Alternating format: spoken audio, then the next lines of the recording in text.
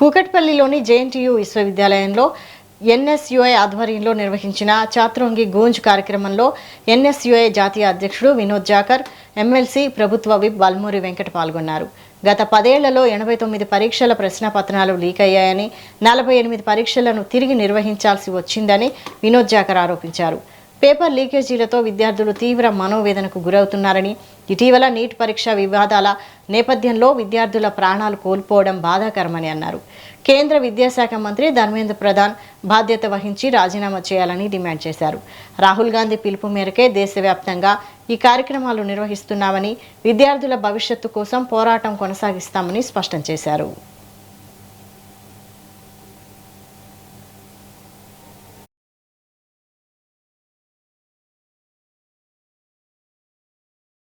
లేదో ఎవరో స్వార్థ రాజకీయాల కోసమో స్వార్థ ప్రయోజనాల కోసమో తీసుకున్న కార్యక్రమం కాదు.